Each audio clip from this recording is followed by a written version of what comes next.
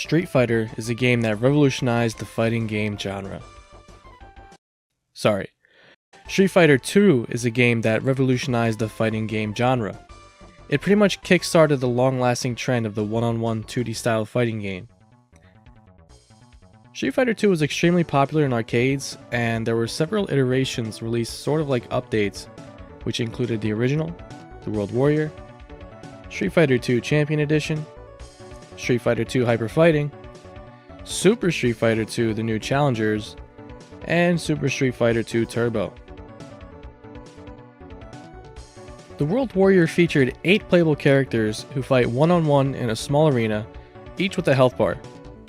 The fighter who drains the other fighter's health wins the round, and the winner of the match is decided out of a best 2 out of 3 situation. You have various moves ranging from light, medium, and fierce punches, and light, medium, and fierce kicks. You also have special moves which are executed with specific button combinations. With these mechanics, you get a tight and solid fighting game where your skills are what gets put on display. There are also 4 boss characters that can only be controlled by the CPU in the game's single player mode. This game right here is what started it all, and every iteration that came afterwards was a direct improvement over the last one.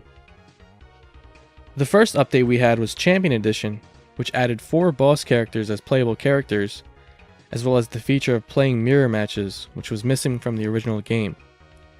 It also included balance changes for most of the original characters. It might not sound like much, but Champion Edition greatly expanded the gameplay and its complexity compared to the original. Up next we have Street Fighter 2 Hyper Fighting, which was essentially just Champion Edition, but with a new variable speed to the fighting, which makes the game much more challenging, but also way more fun. The speed difference can seem quite staggering at first. Once you play Hyper Fighting, going back to the slower games might be tough to do. Hyper Fighting was the last Street Fighter game that was released on Capcom's CPS hardware. With the updated CPS 2 hardware, Capcom decided to iterate upon Street Fighter 2 once again. This one was titled with a prefix used in about 1,000 early 90s games, being named Super Street Fighter 2 The New Challengers. You might have guessed from the title that there are new characters included, which is exactly right.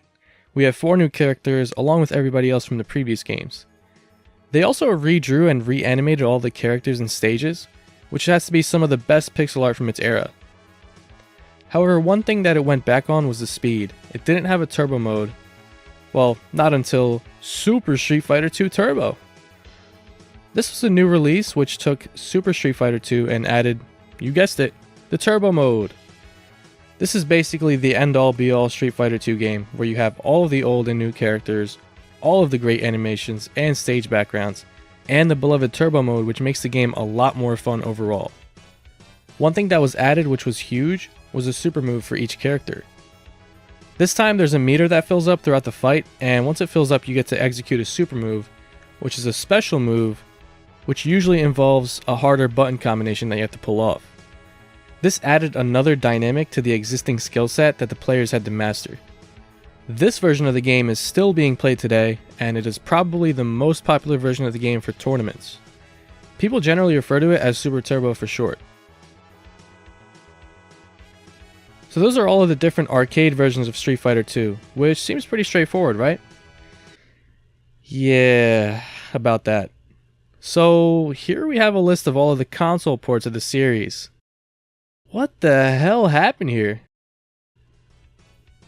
This is where the running joke of the Street Fighter 2 editions comes from, and it is a huge mess of titles that spawned all because of the hype and the demand of the arcade versions. But you could say it was inevitable since the home ports of the game were desperately in demand. Now I can't cover every console port of the series, or else this video would probably be a couple hours long, but I will be comparing 2 ports from the fiercest competitors of the 16-bit era. The Super Nintendo and the TurboGrafx-16. Oh shit, wrong timeline. The Sega Genesis. The Super Nintendo port I will be comparing is Street Fighter 2 Turbo, and the Genesis counterpart is Street Fighter 2 Special Champion Edition. Now, which arcade version are each of these based off of? Well, the Super Nintendo game has a subtitle of Hyper Fighting, which is pretty straightforward, and thankfully it is based off of the Hyper Fighting arcade game, with the option to play with the regular speed as well. Cool. Now, Special Champion Edition on the Genesis should be based off of Champion Edition because of its title, right? No. I mean, this port is basically just Champion Edition and Hyper Fighting on the same cartridge. Just the naming can be confusing if you don't already know exactly which game it is a port of. So the names aside, these games are essentially going to give you the same experience as far as gameplay goes. One difference right up front will be the controller, since they are obviously different for each system. The Super Nintendo controller has enough buttons, but it can be awkward incorporating your combos with having to use the shoulder buttons. The good thing is, the buttons are remappable, but you can't really get away from using the shoulder buttons at the end of the day. But aside from that, the default controller is perfectly adequate with getting started with the game. If you are more into the arcade style controllers, your mileage may vary. I have the Super Advantage, which is one of the more popular arcade sticks for the SNES, and I gotta say, it's a bit awkward to use.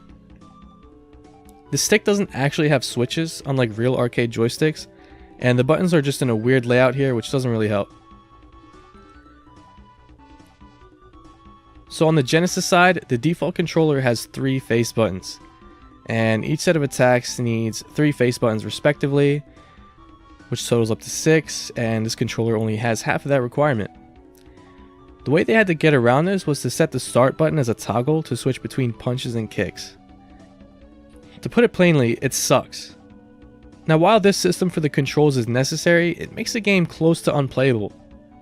Thankfully, Sega eventually released a 6-button controller for the Genesis, which completely alleviated any control issues. It's still not as good as an arcade stick, but for a controller it's totally fine. I don't have the official 6-button controller anymore, so I went with this third-party one that I see everywhere these days, and to be honest, it worked pretty well for my use. Now real quick, just a disclaimer, the quality of my Genesis recordings aren't going to look as good as the SNES footage, and that's because I'm running both systems through the RetroTink 5X, but the input on the SNES is the component cables from HD Retrovision, while the Genesis is just using generic composite cables. But speaking of quality, why don't we just jump straight into the graphics comparison? Unless you look at these games side by side, you might not be able to tell the difference right off the bat. And each game looks pretty damn faithful to the arcade, with large colorful sprites, detailed backgrounds, and a pretty smooth frame rate. The stages have multiple layers on both ports, which give a nice sense of depth while you're moving quickly in a battle. The scrolling is also quite smooth even on the turbo speeds, which helps keep the tempo of an intense fight going with minimal slowdown. There really isn't much to pick apart from each game, other than maybe the SNES version having more shades of color thanks to its much larger color palette compared to the Genesis. There also is a weird blue border on some stages on the Genesis version, but it wouldn't really normally show up on an overscan of a CRT, and it's not even an issue really, it's just something that's different in this port. Overall, the graphics are very equal, with maybe a slight edge on the Super Nintendo version, thanks to its colors. Next, why don't we look at the sound? The Sega Genesis has a Yamaha FM synthesizer chip that is somewhat similar to the sound chip found in the CPS arcade board. This would make you think that it should be similar to the arcade, but it kind of falls short. While I love the Genesis sound chip on certain soundtracks, I feel like they could have done a much better job here. You would expect a much punchier and energetic sound, but the soundtrack in this game for the Genesis sounds kind of weak and lacking. Trying to compare the SNES and the Genesis sound chips is pretty much apples and oranges, but the SNES version just shines here. Dare I say that it's better than the original arcade version. Speaking of which, the Super Nintendo houses a Sony sound chip that uses samples to create its music, which allows for much more melodic sounds compared to the FM synthesizers on most other consoles of its era. While some parts of the soundtrack in this game can sound soft or washed out, it makes up for it with the melodies, and each tune just has so much more character here compared to other versions. And there's something that makes the Genesis version just so much worse.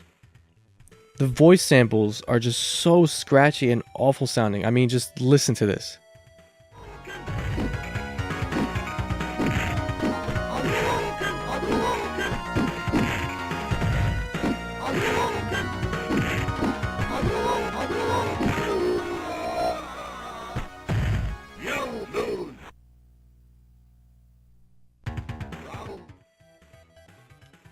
Yeah, this is a landslide victory for the SNES in the sound department.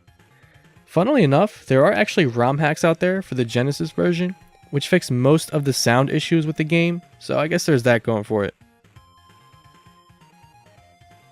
And finally, the most important part that makes Street Fighter, the gameplay. At a quick glance, the two ports once again look pretty identical with how they play. But I would say there are two differences that stand out in favor of the Genesis version. For one, it has less slowdown compared to the SNES version. Sometimes during fights with a lot of action, the SNES port can have moments of slowdown, which was common on a lot of the console's multi-platform titles. It doesn't really make it unplayable, but if you are used to the arcade version, then you will definitely notice the slowdown that occurs. The other major difference is that the Genesis version has a much higher level of turbo available to play with. This speed is denoted by the number of stars next to the turbo option in the main menu. And so the SNES version only goes up to 4 stars, while the Genesis goes up to 10. Well, looks like Blast Processing has done it once again, ladies and gentlemen. On a serious note though, this is quite impressive for the Genesis version, because look how fast this shit is. It looks like the footage might be fast forwarded, but no, this is literally real time. Now, I obviously wouldn't really prefer to play this fast, but the fact that the game can do this is just awesome. These two differences can be attributed to the Genesis hardware itself. For one, it obviously has a much higher clock speed compared to the Super Nintendo, which helps it go through CPU instructions a bit faster. But the other thing in its favor is that the Genesis CPU, the Motorola 68000, is the same chip that was powering the Capcom CPS board that Street Fighter 2 runs off of. This definitely made it much easier for Capcom to port the title over to the Genesis, and the results are quite impressive. And that just about brings us to the conclusion. Now I guess I have to pick a winner out of the two, but this is going to be a tough one because each game has its advantages and its disadvantages. From an artistic perspective, the SNES version is definitely on top. Gameplay wise, I would say the Genesis version is superior.